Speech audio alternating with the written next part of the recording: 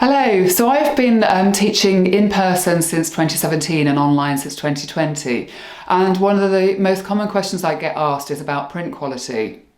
Now there are lots of factors that go into this, so I've created some new content to show, to expand on what I've done before. And I've done 3 demos showing 3 different types of inks being printed.